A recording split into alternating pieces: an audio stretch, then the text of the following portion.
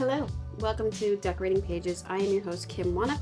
How's it going? How you doing? I hope 25 is starting to get a little better, a little brighter, a little more pep in our step, maybe. It started out a little dismal. Let's all be honest. Although day to day, there's just some real doozies coming through the news. But I wanted to throw out a couple more of the LA fire organizations that can help if you're thinking about giving and helping out. The Los Angeles Regional Food Bank is always a good one. Habitat for Humanity, Rebuild LA, Pasadena Humane Society. A lot of animals were displaced from their homes and people can't bring them to their new places. And so any way you can help out there. I took a bunch of old blankets and things that I couldn't donate to people and gave it to the Humane Society for the dogs and cats for that they might need. LA Arts Community Fire Relief Fund. That's a really good one. The what is it? Major arts organization and philanthropist provides emergency relief for the artists and arts workers who have been impacted by the fires. So that's also a really good one. I know that the Emmys is donating money, and if you donate through the Emmys, they will match it up to $150,000. So hoping to get the match there so that it becomes 250, right? Let's do it. Let's give it. All right. So let's talk a little bit about award season.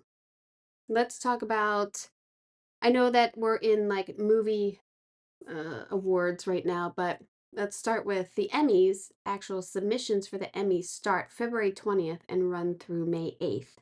So if you are going to be submitting for the Emmys, especially multicam people, let's do it. Submissions start February 20th. So yeah, get in there. The winners for the Set Decorator Society of America, they have their film awards, and the winners were announced on Friday, the 7th, February 7th. So they did, here's who they awarded. Contemporary feature was Conclave. Huh, isn't that something? Because that's what this episode is about, winning design. And then for period, went to A Complete Unknown. Fantasy went to Beetlejuice. And the comedy or musical went to Wicked. The overall best picture picked by the SDSA was A Complete Unknown. So thank you for all who vote in that and give their time, because I know the SDSA Awards is it's kind of in its infancy, I would say. I think it's less than 5 years, and they've done a spectacular job there getting publicity for it and putting it out there and getting voters and getting attention. So bravo to the decorators and everyone involved in doing all of that. I wanted to talk a little bit about voting. Voting in awards season.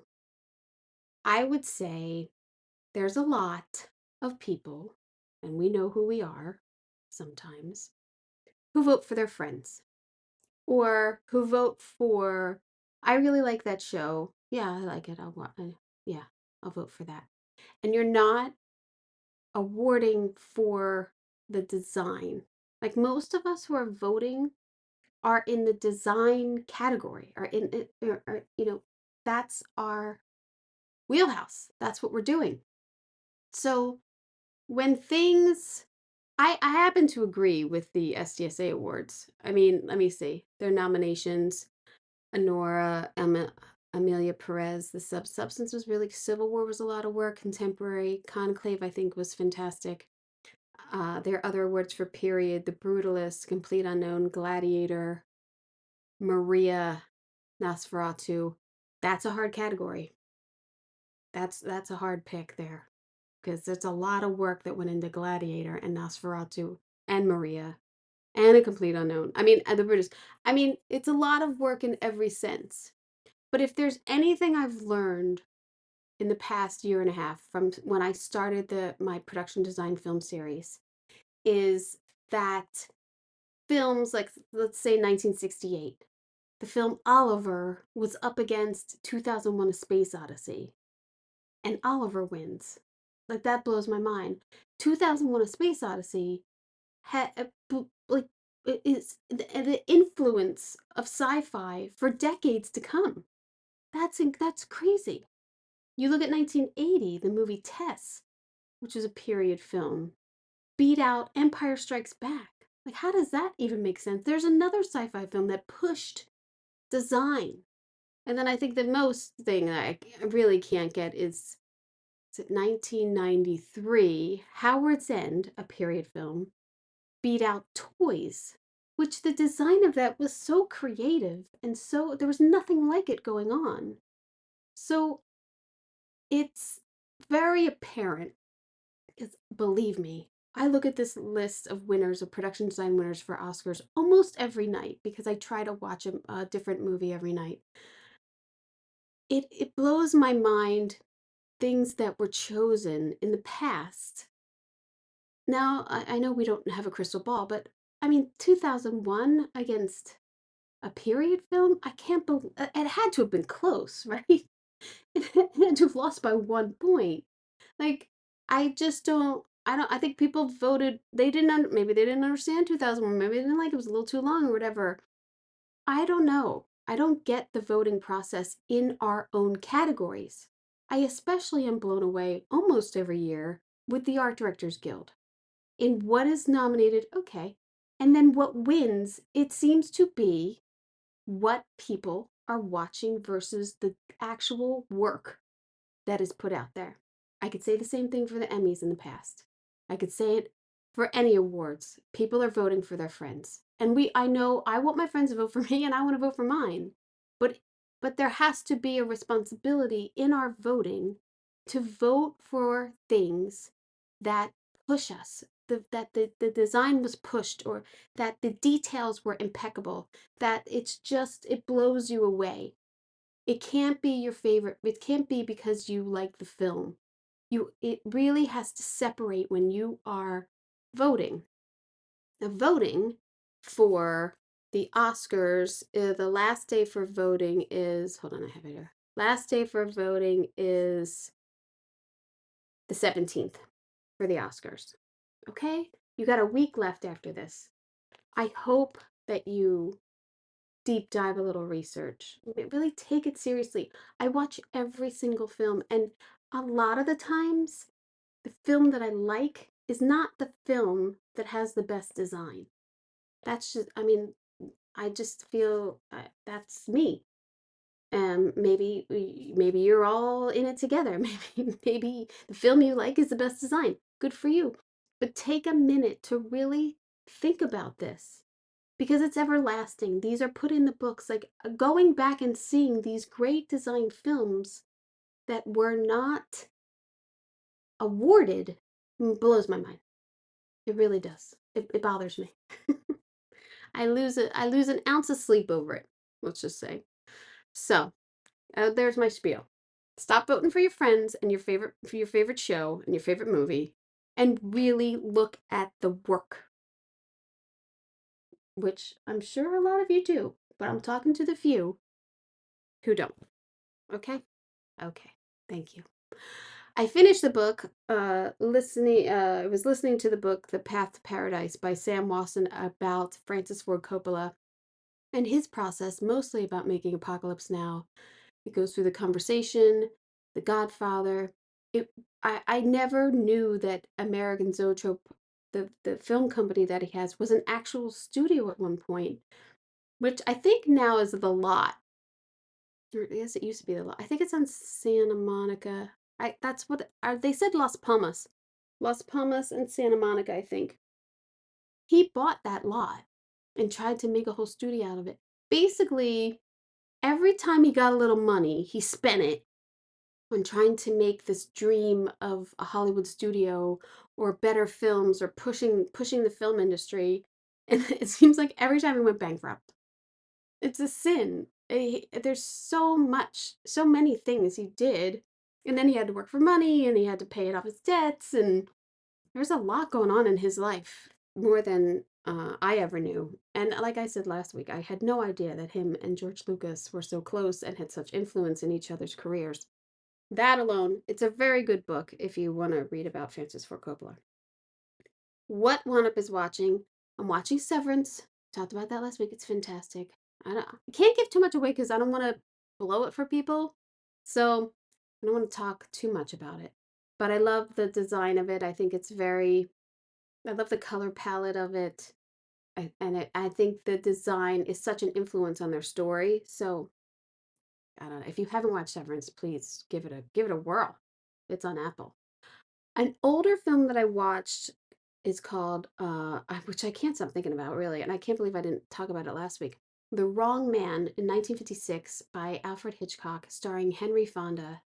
It's such a good little suspenseful film, and the cinematography is great. It is modern day 1956 in New York City. So if anyone needs those references, it's a perfect. They go into grocery stores, they're in this guy's house, they're in jail.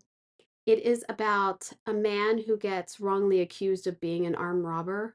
So Henry Fonda is wrongly accused, and it goes from there. A little mystery, but it's really well done. It's super duper well acted. I don't really know, besides on Golden Pond, I don't really know any Henry Fonda films. So he was fantastic in it. And so it's a really good little suspenseful film if anyone hasn't seen it. I'm probably late to the party and everybody's probably seen it by now, but it was production designed by Paul Silbert and set decorator William Kuehl. So yeah, I'm doing that. What else? Well, Sister Wives. Anyone want to start a podcast with me about Sister Wives? I'm in. And finishing up Housewives of Salt Lake. Those were fantastic too. Other than that, I don't got anything. This is why I'm looking at old movies all the time, or I'm starting up a series this year about specific production designers. So I'm watching specific films by specific production designers, and I'm going to create a whole series on that because I got plenty of time. Speaking of time, I finished my first season of Dr. Odyssey. Yay! It was very creative, and I loved our sets. I really did. Production designer Jamie McCall is over the top and just gorgeous designs to decorate. I can't get enough of it. We did amazing things on that job. The whole construction crew, my set deck crew, really busted ass in the beginning to get things done. I mean, the construction team built a whole ship deck outside, and bravo to them. Really incredible sets to decorate. So thank you to everyone for a great first season. It starts up again March 6th or 8th on ABC Hulu. And I don't know if they have a second season. I don't know. I guess we'll see. We'll see about that. What else? So I'm done that, and as you're listening to this, I'm on vacation. Woohoo! Taking the boys on a little vacation. So I might be a week or two till I speak to you again. So let's get to this one. Let's get to this award-winning production design and decorator. So Conclave, design-wise, has been nominated for an Oscar, for the BAFTA, for ADG, and now has won the SDSA award for Best Production Design for Contemporary. Production designer Suzie Davies and set decorator Cynthia Sleiter reveal a lot of intricate detail sets points we talk about. Again, try to listen to the and watch the YouTube video that I put out so you can see the specific sets that we talk about, from the breathtaking Sistine Chapel that they rebuilt to the hallways and the rooms of Casa Santa Marta, sorry, Casa Marta. Every detail is so meticulous, and they just capture the themes in this film of power and secrecy and the faith, and their color palette is not to be forgotten. Those deep reds against these whites is just a phenomenal combination. And they talk about some of the locations they were able to redesign and redecorate and all of their builds. So I had a great time talking with them. I thank them very much. Suzie was in London and Cynthia was in Rome, so coordinating was fun. But I thank them so much for their time. I hope you enjoy this one. I mean, I get so excited about seeing all of our work and how did you pull that off? How did you it's just incredible how all of the departments come together to make this happen. So believe me, I'm very excited to talk to you guys, and hell of a theme here, I must say. Cool. I wanted to ask, Suzie, have you worked in Italy before? Worked in Italy before. No, I hadn't. I'd purely holidayed there and then enjoyed the wine and the food.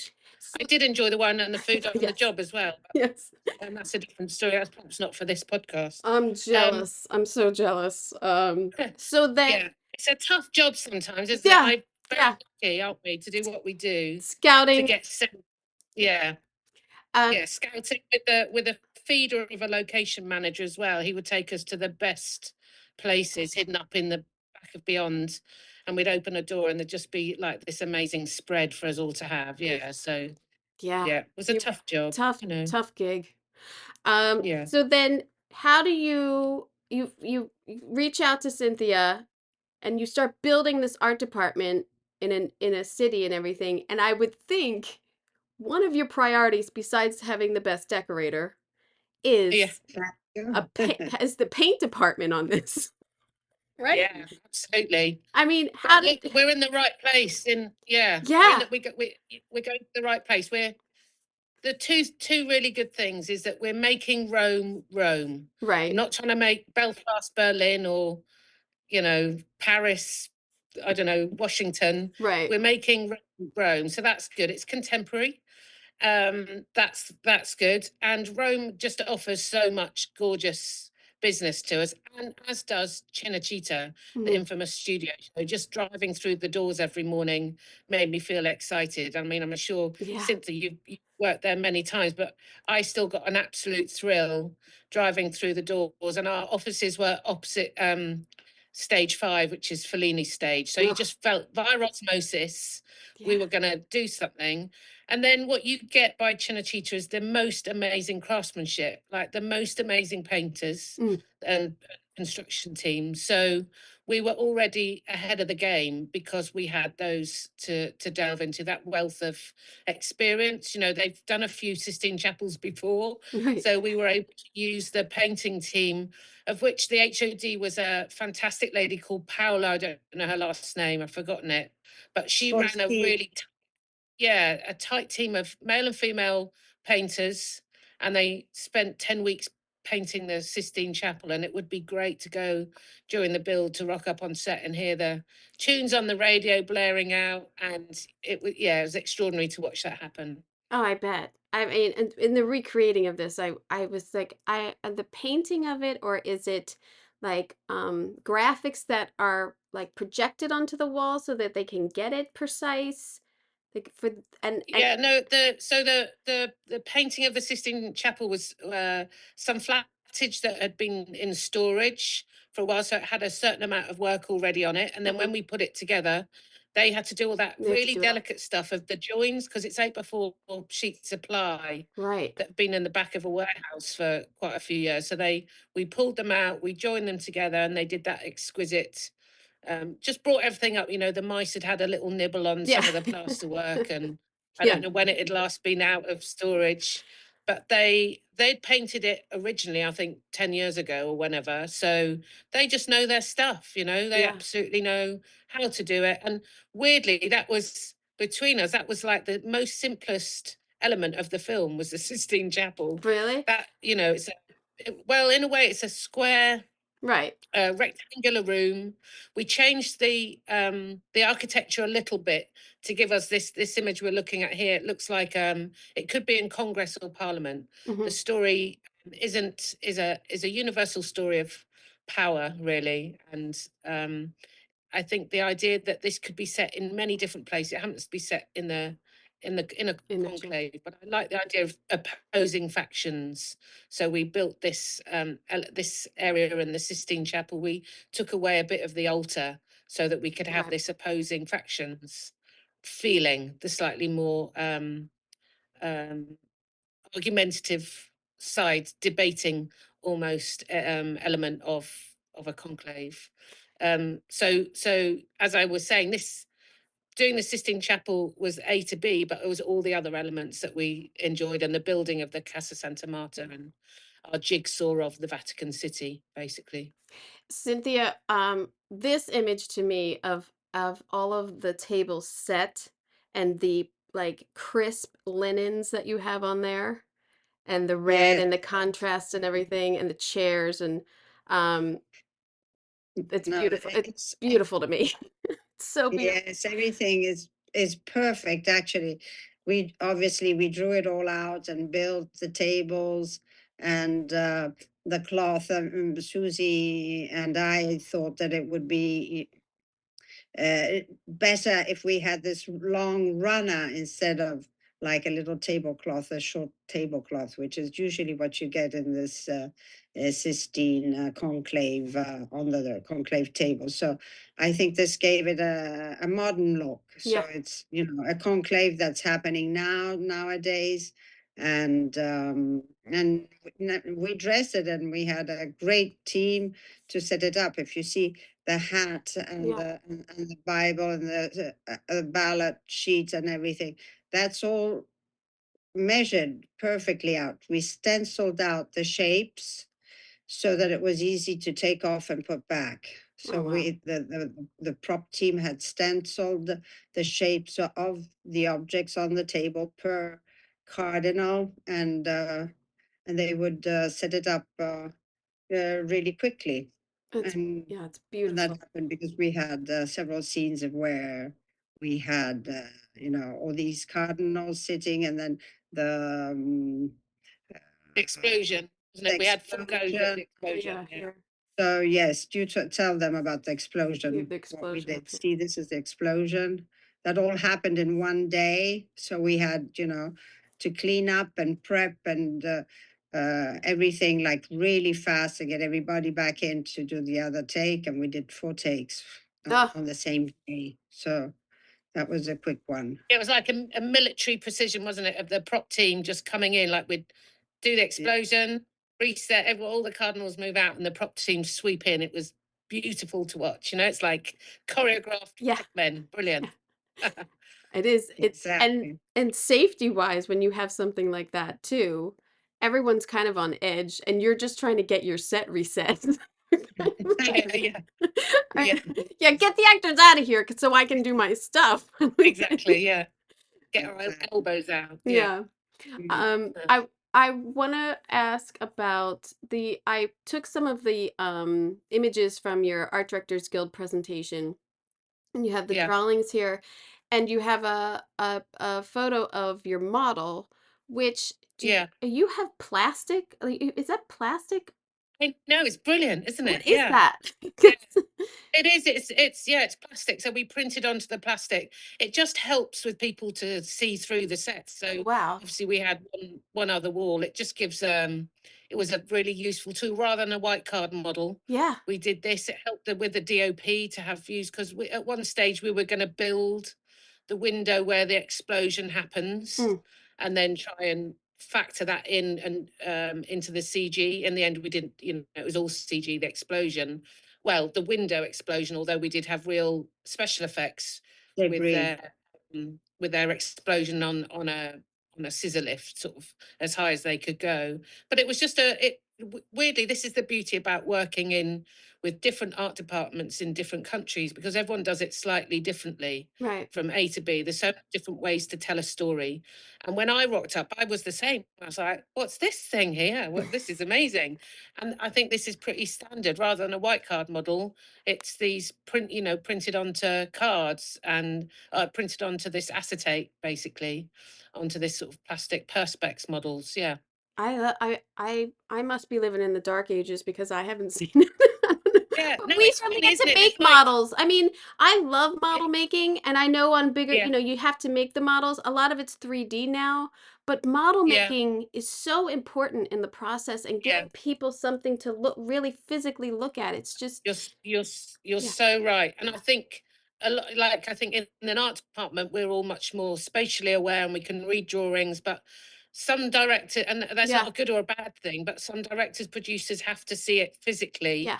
And white card, I'm an absolute fan of any form of model. Obviously, this is amazing, but white card models are sometimes really beneficial because you cut to the chase of, Yeah. it's very clear, you know, and it's just tonal rather Yeah. than with all the bells and whistles. Yeah. No, I love that. I caught that detail and I was like, oh, I gotta ask about that. Yeah. We start out, I mean, it's that's the other thing. We used all sorts of technology because we used, you know, it was put into SketchUp and Rhino as right. well, the set, so that we could look at on a computer because the production team were quite international. So the director was German, the DOP's Mm. French. So sometimes when during prep we weren't all in the same place. So it was about how to quickly get answers, or during meetings or Zooms, how to explain what we're doing. And sometimes it Yeah. meant that it would be a SketchUp, you know, model that I would walk through on a Zoom to help explain. Other times that I would literally be holding my phone over that model to show things. Yeah. Because you have a rendering here, Yeah. which I'm sure that, and then the actual here of I know. is They're so like beautiful. identical. It's so Yeah. beautiful. It's quite funny because I had the most amazing concept artist called Ricardo, and the DOP would get so pissed off with me because Ricardo is very astute at lighting his builds basically. So I would do Right. a really bad scribble. He would elevate to this, and then look how he's lit that. Yeah. His rendering is so beautifully lit, and Stefan, the DOP, were going, "Why are you doing this to Yeah. us?" You know, it's beautiful, but so unfortunately, there are some ways that you can light obviously on a still image on a computer that you can't light for Yeah. real Yeah. in the thing, but it's all about giving an essence and inspiration to all of us. So yeah. When Cynthia, when you're selecting, because spaces, unlike the Sistine Chapel, aren't really seen. Like did you guys have a like if you're on a mob movie, you get a mobster to like help you out. Did you have priests and everything like giving you details of what's in the private rooms? Well, nobody really knows what's on the private Mm, rooms. There is something online, and I mean, you can see just minimal things. But we did have a consultant. He's like a priest, mhm. and so not so much for the rooms, but you know, on how to do certain things. He was always there, present and indicating whether it was correct or not. Obviously, we'd rehearse it before and make sure that like the cutting of the ring of the Pope's hand, if that's the correct way to do it, because we don't really know that it Right. happens this way, but it does have to happen that way. There's no other way, because they do take the ring off the the the finger, and Yeah. then once the stem is off the ring, then the sede vacante, they say sede vacante, that means there is no pope, and the Christians are without a leader, without a pope, Mm, without their kind of wandering souls, until the new pope is elected. So there is this phase which is very important in Christianity, where there is nobody representing right. the Pope. Leaderless.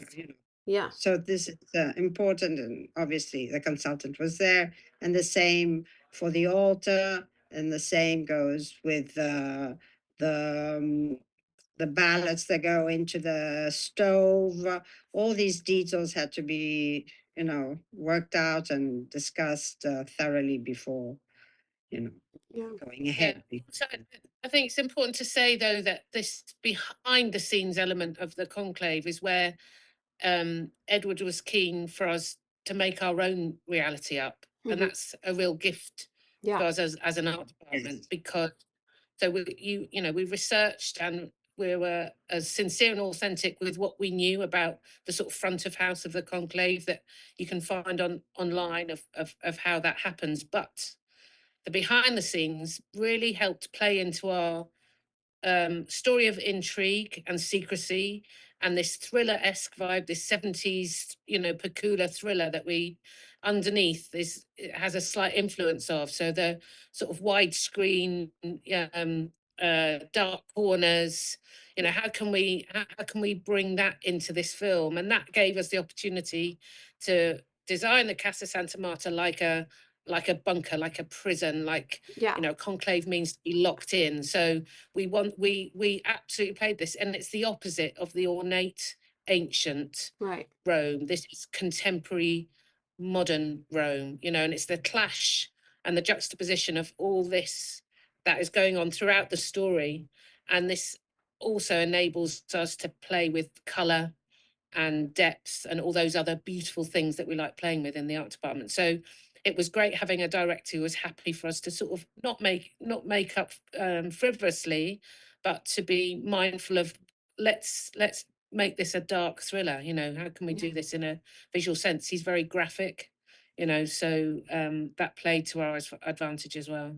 I think too, you get to play with such gorgeous materials, but like this hallway that we're looking at, the marble hallway, it's subtle, but it's very impactful how you have, the light marble, the dark marble, and then the lighting is very, everything's Yeah. in place, like you were saying, symmetrical, and then like I believe it's a red door at the back. I can't. Yes, Yeah. all the doors were red with Yeah. a little squares in it, which does give an essence to a imitation of a prison door. But it's Yeah. actually I was really inspired by Carlo Scarpa, another Italian architect who has those brilliant, round or square windows and very brutal fascist style architecture. And we absolutely played with that. And no sort of ornaments, no architraving, really very basic, again, as a juxtaposition to the fabulous, Sistine Chapels and the painted ceilings and the massive staircases.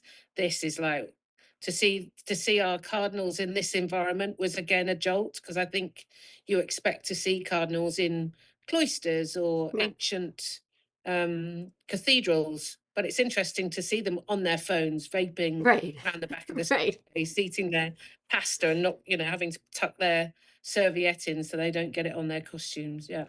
Is is this painted marble or is this real marble? Is this real This is marble? brilliant. I love this. This is again the most amazing craftsman. This I is I a really combination of our fantastic graphics team. So oh we took some inspiration from the Euro Centre, which is a area in Rome of the business centre that's very modern. And we nearly filmed there, actually. We would have loved to have filmed there, but for one reason or other, we didn't. But we were inspired by that very modern contemporary design. So the graphics team went there, took some images of the wall. We printed off, I think, wow. 7 different images onto vinyl that then is stuck onto these individual bits of ply MDF, and then the painters glazed over the top of them, and then that floor is hand painted and glazed, It's and that's just beautiful. plywood. It's hard to do And good marble. I It know, really is. I know, yeah, and it was it's sometimes necessity does breed that invention, and we were really, we're not, this isn't a big budget movie. We had a boundary to work to, and it was like, in some respects, it forced me not to have too much architraving, because Right. half of me couldn't afford it. But you put a gap space in, so there's a little gap space between the marble sections. Right. Those little details sort of take over, and before you know it, actually, this will work. And we only had 7 repeats, but I don't think you noticed the repeats. No.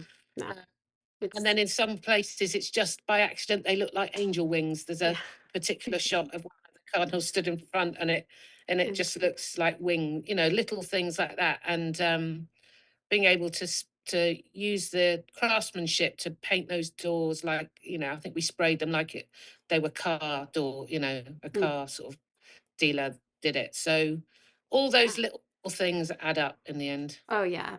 And then I mean with Cynthia, I mean getting to create these environments and then the personality that you have. I think I have his bedroom too, but this is like the dressing room of the Pope, I believe. It's Yeah. the dressing room. This is the room of tears, which is a little room off the Sistine where the newly elected Pope goes and he dresses and he puts on the red shoes, slippers, and then he'll wear.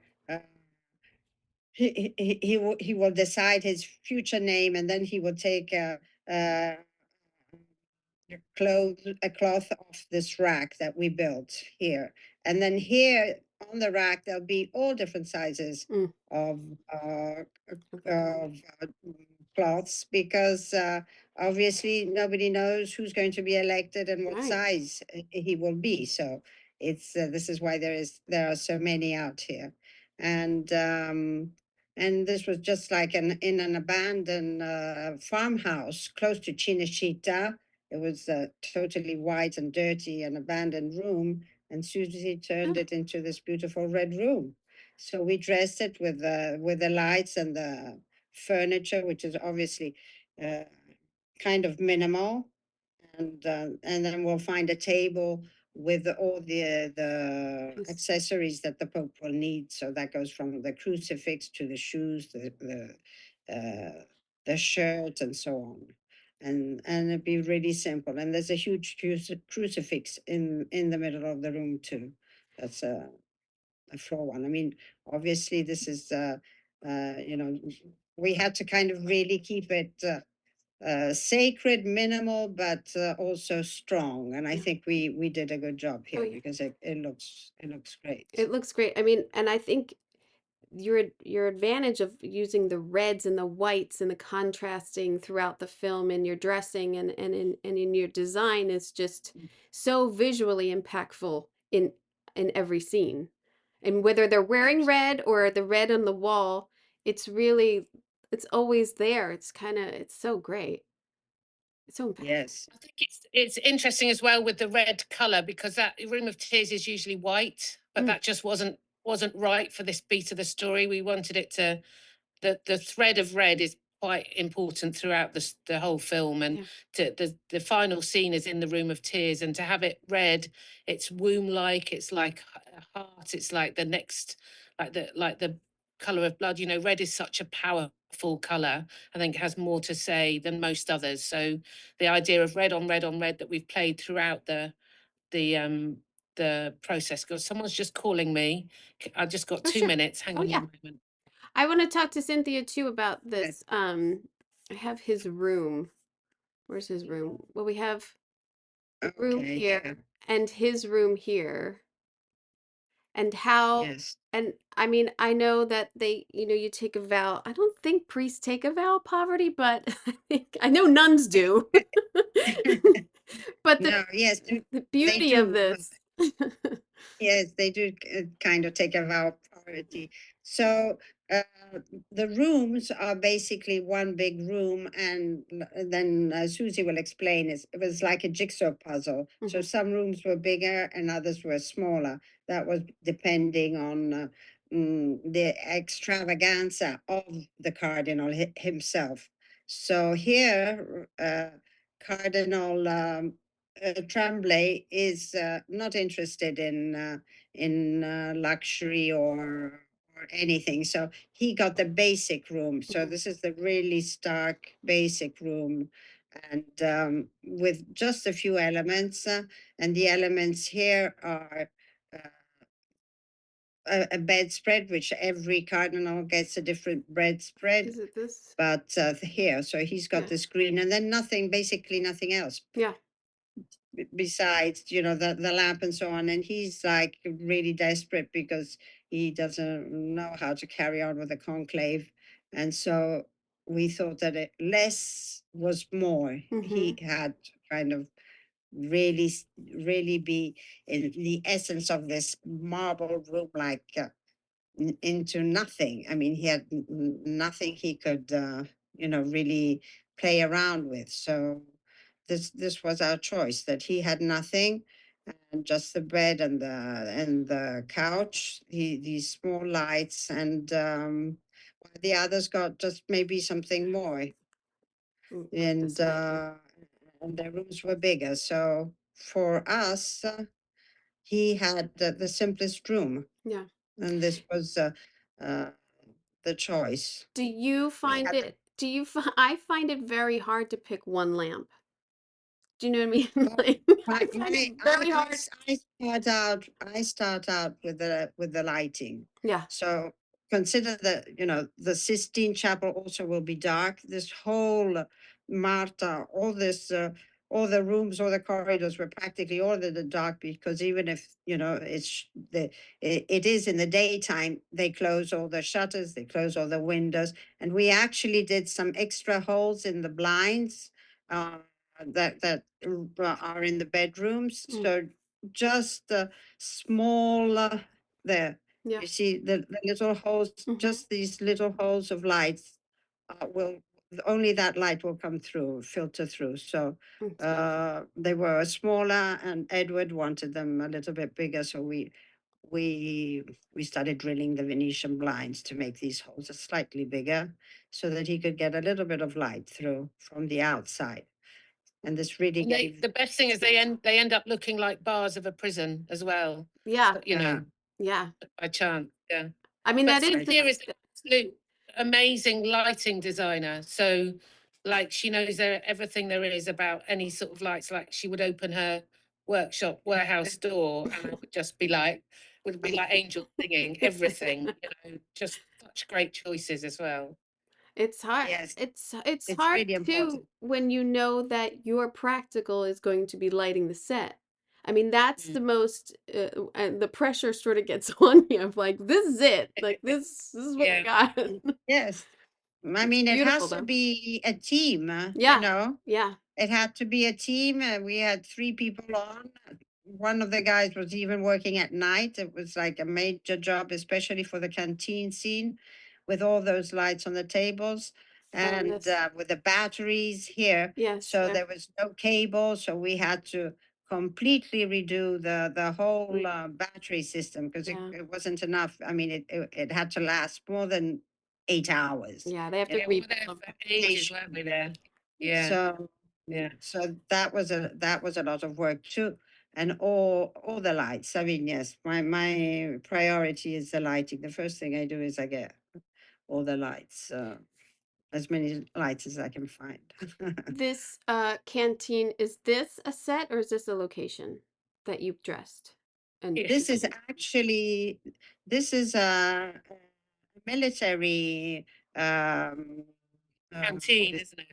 canteen. It's the canteen of the militaries of a certain area in Rome, and they use it. They use it as a canteen. Obviously, it wasn't. It didn't look like this, and it had to be completely repainted. oh, I'm sure. Yeah. I'm sure you transformed it. We quite liked it how we left it, because when we turned up, I mean, the reason we went here is for that ceiling. Lovely. The pillars are quite interesting as well, but it wasn't this colorway.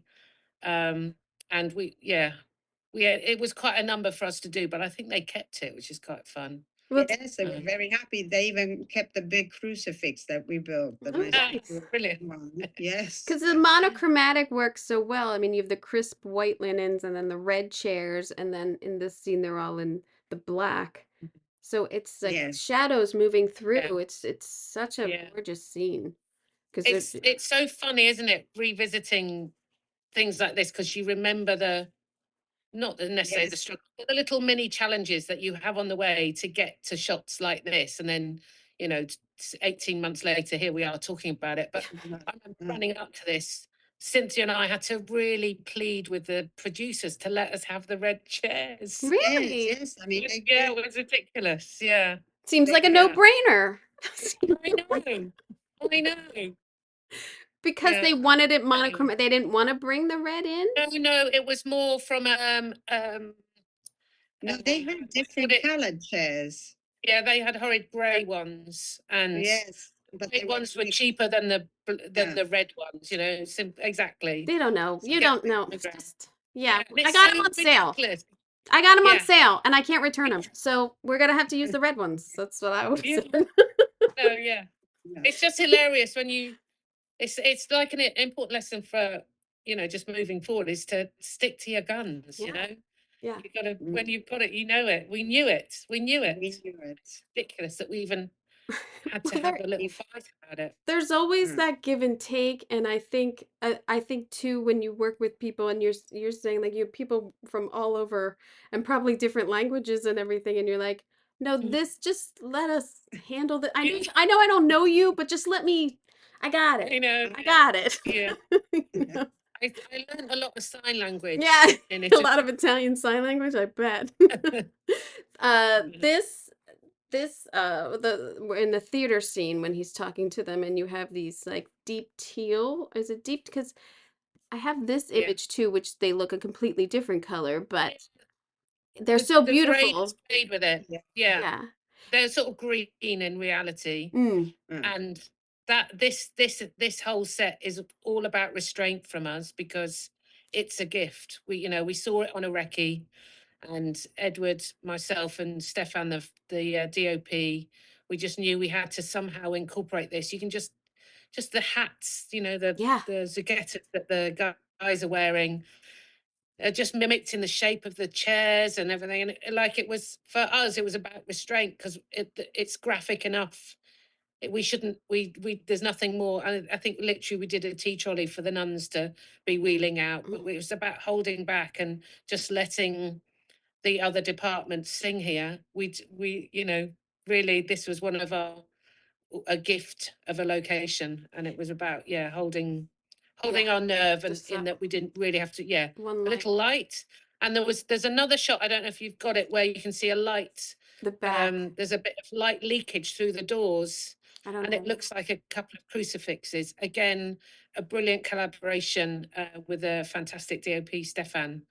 That he, like, the collaboration with him was utmost, in that, even like we were talking earlier about the practical lights that he had to use, and in our Casa Santa Marta, how everything comes from those fluorescent lights. We actually spoke with him, and all our windbags, the false ceilings, the fabric ceilings, we Mm-hmm. chose a particular fabric. So there is a I don't think bit of, he lit through the ceiling.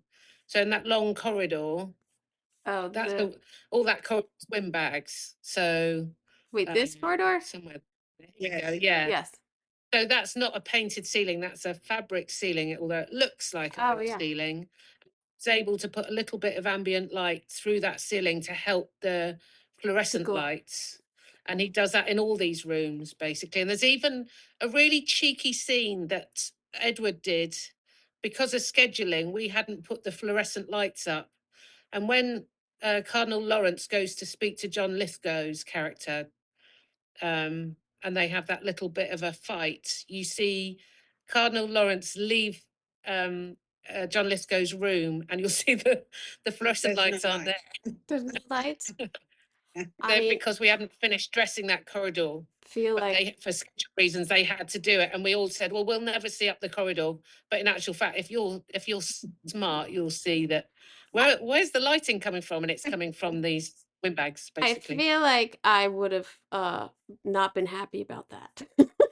Yeah, it's like, again, like, you sort of have to hold your nerve and realize, well, we can't stop the filming Yeah. schedule. Yeah. And she looked good, it looked okay, and we were the only ones that would really know. So The thing of it and is then he like left. don't be but to me then I'm like, well, if you're going to be sneaky about that, what else are you going to be sneaky about? Like Yeah, the yeah, trust, you have to have that trust there of like absolutely, yeah, it absolutely, just yeah, makes you nervous. yeah, Um yeah, this scene, I mean the wallpaper I think is the real hero here. I yeah, love it. I love this gold yeah, wallpaper you have, and then these warm shades and lamps that you have here yeah, is really Yes. beautiful against these huge white hats that they are all mhm, wearing.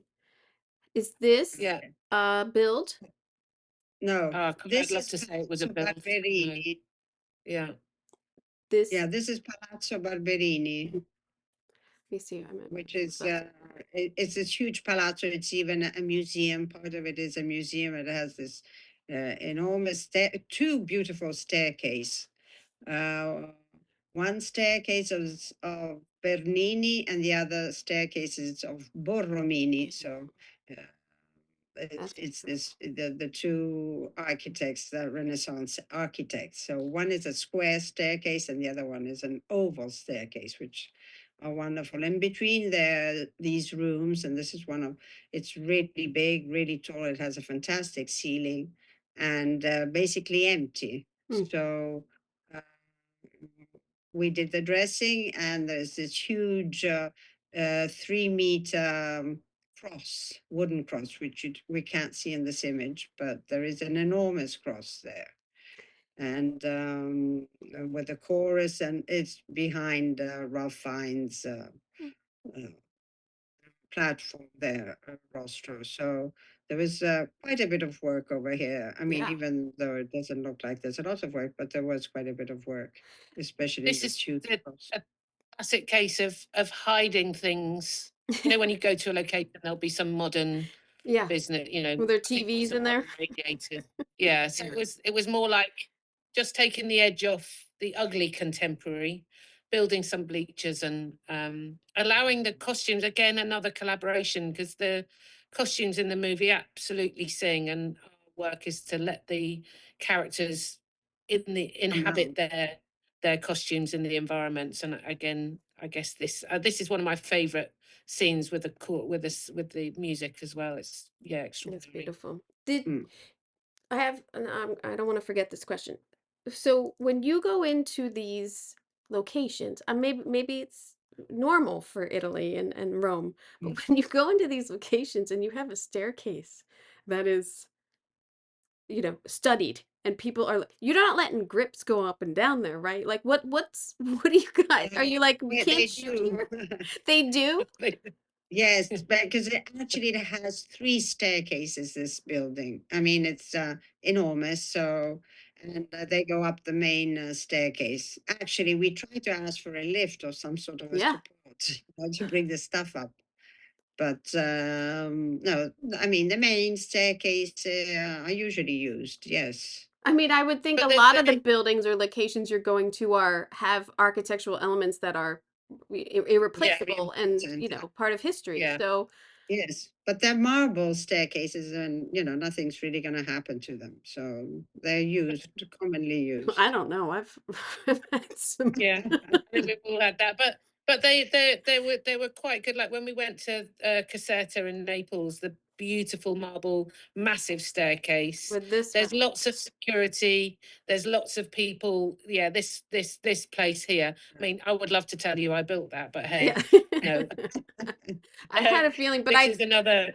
you scouted Yeah, it. I mean, this is yeah, you have to have these yeah, locations. If you don't have the budget for this, but like you have to have locations like this to show the grandeur of yeah, their exactly. world. So it's really Exactly. And important. we're film crews. We know how to be respectful Yeah. as much as you can. So yeah. Absolutely. I'm sure there was the floorboard was everywhere. I'm sure Yeah. in all the corners. Um, Yeah. I when I go back just to this to ask a question, do you have Cynthia? Do you have trouble finding quantity? Do you know what I mean? Like, there's a lot of chairs, and there's over like 100 Yes, chairs there. there's a lot, even for the red chairs and even for the Sistine. Yes, I Yeah, do have. So it's a research that has to begin ahead of time, and it is a problem. So I mean, it's not. I'm not going to say it's easy to get 120 chairs all the same, just like yeah. that. It's hard. Uh, It's hard there. yeah. It's hard here too. It's hard. Quantity is hard these days, and I mean, prop houses have as much as you can, but they can't keep like the certain styles in quantity all the in time. I mean, it's just you can't do that. So Yeah, yeah. it's difficult, but some things are good reproductions. So like Yeah. the Sistine chairs, those are beautiful wooden chairs, reproductions. We had in stock a certain amount, but we had to buy the other. And also for the furniture of the bedrooms of the cardinals, all that furniture had to be ordered way ahead. Hmm.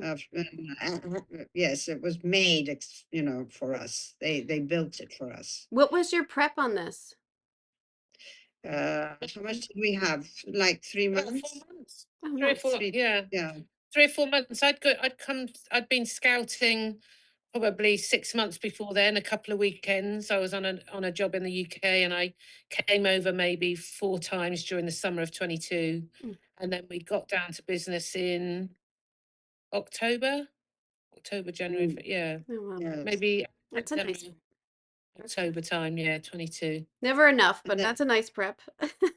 Yeah, Well, yeah, this, no, but you have to think there's Christmas and all the holidays oh in yeah, between. I mean, you lose time. it- You know, even a uh, 3-day weekend, you lose that Mm. shipping yeah. day, or yeah. yeah. No, in Europe you lose like 3 weeks in Christmas. Oh, Mm. well, Yeah. well, I can't help you 3 days. there. Mm. This image we're looking at of the staircase of the stairs going up and down. I, did you scout this and see this Yeah, perspective? You could see, yeah. yeah, it's And gorgeous. this area that we nearly filmed a lot more here. This is the Euro area, the business district of Rome, that has these amazing conference centre and exhibition places. And this is probably, I think, in this building somewhere along the way is where we found the inspiration to our marble panels. Mm. I think this is where we took some Yes. Mm. inspiration for. But again, this is the beauty of storytelling. Is I think in this film you'll see there are so many different ways to get from ground floor up to the first or second floor. You can go by a lift, you can go by these stairs. There's some other stairs. There's some blue stairs. There's some Right. rectangular stairs. There's more action takes place on a staircase, but that's all part of the intrigue. And again, another thing I don't think you question. No, not at all. I mean, to me, I'm like, well, they have that grand staircase for the people, and this is probably their back stairs, and look how gorgeous it is. It's like, Yeah, exactly. Yeah, yeah. did either of you have a favorite set? Well, I mean, these are all beautiful places. I mean, besides the canteen there with Yeah.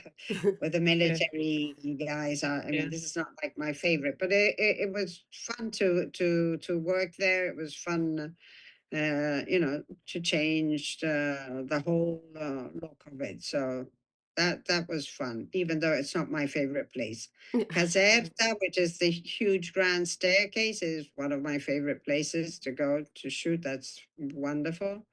And also EUR. Mm. That's Yeah. those are very those are fascinating sets. They look, they look really good on screen, Yeah, I think. they really do. I love all of it. Yeah. Um, Susie, do you have a favorite that you did Yeah, I there? do, and I think it's our Casa Santa Marta because I think it's the opposite to what you'd think should be in a film about cardinals. I really enjoyed Right, playing with the juxtaposition because it like just all the little details, like the key cards, all the Yeah. modernity that we brought into this right, ornate, ancient. I like the clash of it, so I enjoyed what we achieved, and also we only had one studio at Cinecittà, so we built the Sistine Chapel right as close to one side as we could. So this set is sort of like wrapped around. It's a bit like an Escher drawing. Mm, So it sort of wraps around. I wanted the longest corridor, so that corridor is the same length as the Sistine Chapel, and then we put all the rooms at the end, and it like all those flats are on wheels that we moved in and out like a concertina to make them feel like different suites for each cardinal. right, Um, and it's obviously about the end product and the look and the collaboration with everybody, but it also feels really satisfying that we did it in the time for the money. We found that sweet spot between those, right. what productions give you. So and it was just an enjoyable, it was a challenging but ultimately very rewarding project, I think. I would think so. I mean, I would think just visually what you've created, even in something that's like the Sistine, but to put like this element in there and create this is Mm. so beautiful. I mean, such a beautiful And it's statement. Thank you. And it's again about having a director with a very clear vision who's very adept at expressing what he wants to achieve. I'm very aware that when we storytell, sometimes it can be a committee decision of telling a story, and I find it's stories are more powerful when they're told from one person, whether it's the writer or the director.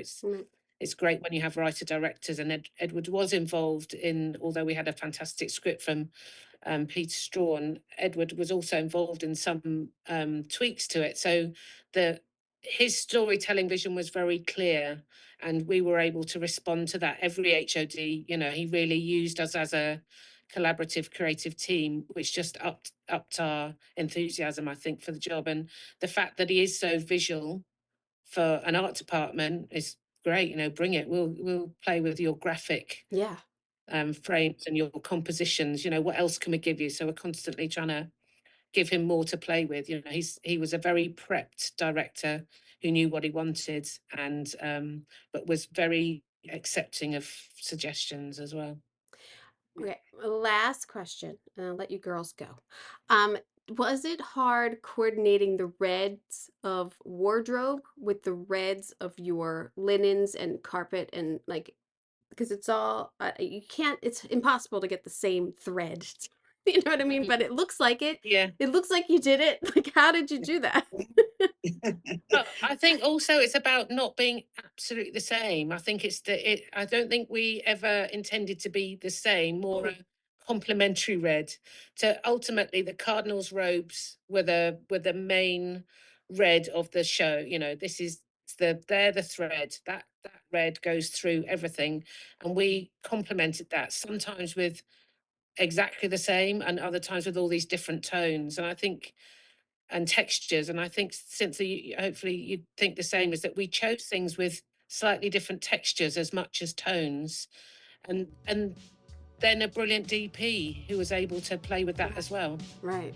Yes. I mean, it just looks so seamless. You made it look so seamless in this film. And please know that that's such a compliment. If anyone gave that to me, I'd be like, oh my God, are you kidding? No, we really appreciate it. It's lovely that people are seeing, it's lovely to be acknowledged and for people to see this, and also to have the questions that you've asked us as well, because people have really seen it, and it feels good. So thank you. Now you got the Art Directors Guild Awards, you got the Oscars. Are you coming to town? Are you coming in? Yes. We're coming to the Oscars. We can't make. Wasn't that great? So many little details they talked about. Was amazing. And again, the reds and the mood that they put you in with the lighting and all just working seamlessly together. It was just, I think it's a fantastic contemporary design film. Just absolutely, fantastic. Again, Oscar voting ends the 17th. So I hope you not only take a listen to this, but check out the YouTube, check out the sets that we talked about if you have not seen the movie, which if you are a voter, I hope that you have seen this movie. Let's put there. I thank them very much for their time, and so great to meet them. I love meeting everyone. I don't know if I know that I dork out sometimes, but I really love meeting all these talented people and people who inspire me and inspire others with their work. It's incredible to me that anyone gives me a minute. I really am always shocked. I will be back in a couple weeks. I'm on vacation right now, hopefully sipping a margarita on the beach. Probably not, but yeah. So I will see you soon. I hope you got an earful. I am Kim Wannop for Decorating Pages.